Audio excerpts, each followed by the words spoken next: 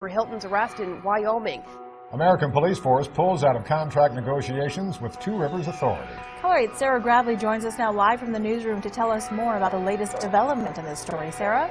Hey, Greg, Kathy. APF spokeswoman Becky Shea says it was a company decision to pull out. She says they learned things about the facility that made them lose interest in the deal.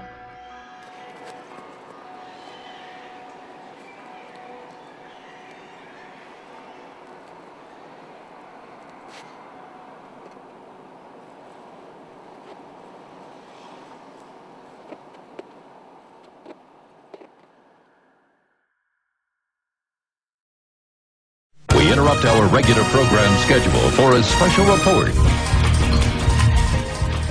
Here is Wall Street Journal. KBR awarded Homeland Security contract worth up to $385 million to build 3 1 million person FEMA camps in the United States. It says the ICE detention and removal operations program can be used for illegal aliens and for U.S. citizens and for other emergencies.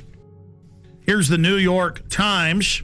Halliburton subsidiary gets contract to add temporary immigration detention centers. Just like under Rex 84, the documents came out in the 80s. They said the cover would be for illegal aliens, but it would be really a martial law takeover plan and to suspend the Constitution and take over the media. So there's the New York Times we have saved up on prisonplanet.com. Also, George Bush reopened all the Japanese and German prisoner of war camps in the U.S. and put water in, light in, and then just have them set up and ready. That was in the CBS News. Bush to preserve World War II internment camps. So there's that article. Pentagon paying for fake news in the U.S. White House paying for fake news in the U.S. It's now in the tens of billions every year. This is what's going on. The fake news reports they produced and put on radio and TV that were made by the government. I've had Congress people on talking about how it's illegal, the fake news. All of this is being done. Fake polls, everything. How are they preparing the public? When I saw this at the time, I saw Tommy Franks and Cigar Aficionado. I saw Tommy Franks on CNN, Fox, MSNBC go, gee, I'm real sorry about this, but one more big terror attack, we're going to have a military form of government and martial law.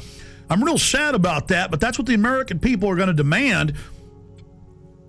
That's the only thing that'll keep them safe.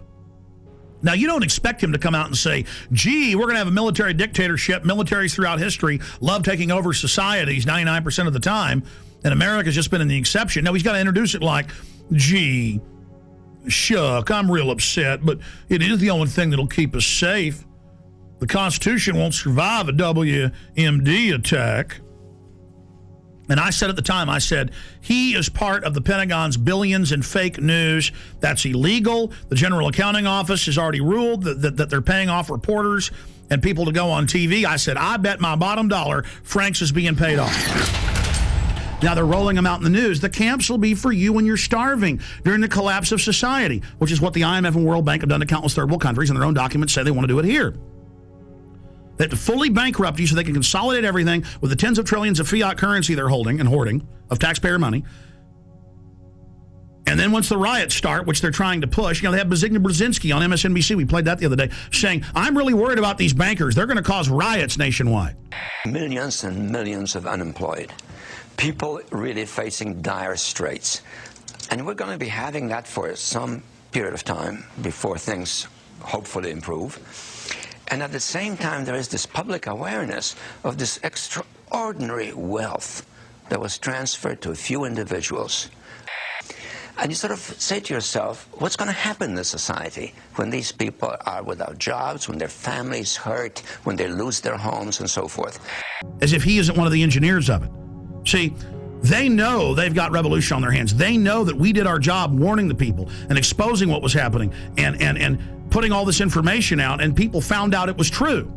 Here it is. This is from my film, The Road to Tyranny. I have 18 hours of this. I have them training all over the country. I have them teaching police to arrest anybody with a get us out of the UN sticker. This is what's been going on. Here it is. You're damn right, because think about the Christians, okay? Do you accept Jesus Christ, your Lord and Savior? No. What did they do? They took your head off. They beheaded you if you didn't accept Jesus Christ, your Lord and Savior. See, this is reality. Yeah, they're terrorists, but the bottom line is to them, they are not. When people are passionate about what they believe in, they become a very difficult enemy to beat. Who was the first terrorist organization in the United States? Who? Founding Fathers. You mean Thomas Jefferson? Look at this guy. You know, he's talking about the founding fathers and people that are committed. He's talking about constitutional terrorists. Before that, the cops are so conditioned. They say, who are the terrorists? Who are the first terrorists? The founding fathers. They all know. They all say founding fathers. They've already been taught this many times. He says that's a very difficult enemy to beat. No, you are the enemy when you become an enemy of the Bill of Rights and Constitution and let foreign bankers take us over. Play it again. The guys who we call our founding fathers, George Washington, Mr. Honest, who cut down the cherry tree and admitted it, is the same guy who signed death orders, if you will, on members of the British government, the British Crown, who they wanted to eliminate because politically they had influence in certain pockets of the United States, at that time the 13 colonies, and they wanted to divide and conquer. They may get a whole lot of civilians, and hey, I'm going to be honest with you, okay? If they killed 10,000 civilians tomorrow with a biological agent, that's too bad for them. You see, it was all about Bush was going to do this. No, Bush was a puppet.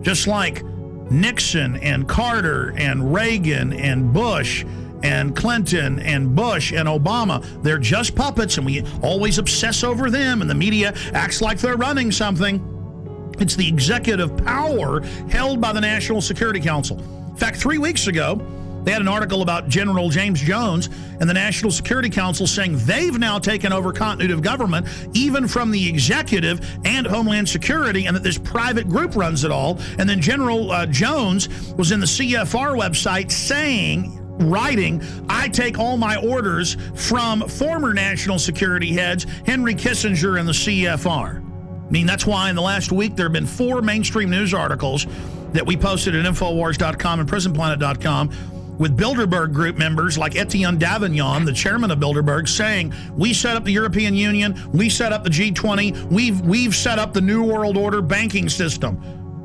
I mean, now they're openly bragging it's world government and they run it. But it is the awareness itself that will drive the change. And one of the ways it will drive the change is through global governance and global agreements. But the many business leaders who have been present here are among those taking leadership in other ways. Yet these problems can be overcome by a joint effort in and between our countries.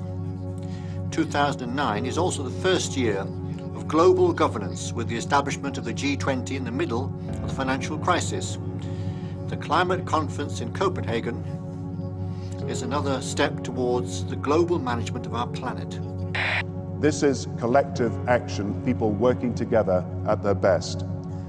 I think a new world order is emerging, and with it the foundations of a new and progressive era of international cooperation. And then if I dare talk about it, they go, oh, shut up, Jones. You crazy nut, none of that exists. And if you talk about it, you're going to cause violence. Just give in to the New World Order, roll over to it, hand your guns in. Let's start with the airport adventures, which they now admit are going nationwide with the Viper teams at bus stops, train stops, the streets, shopping malls, random vans, sending you through body scanners, biometrically scanning 360 your naked body. Now, I've seen more in-depth images by the actual companies where they can zoom in on pores. Okay, so they're showing you a low-res image, but totally naked, your family, it's child porn, they don't care. Now, if you take a picture of your 2-year-old daughter in diapers, and this made ABC News and CNN, the children's bottoms weren't even seen, but because the children had towels around them hugging. That was a 3-year-old and 2-year-old. They were arrested. Their children were taken. So that's things that aren't bad are called bad. But then the government recording your naked wife, you, your children, and now they're going in at all major airports, 214, and their people in Houston are being forced through them. But people are refusing and saying, no, you perverts, you're not going to do that. So Aaron Dykes and Rob Dew, back from 6 days of adventure with the police state in Canada and the U.S. Tell us what happened.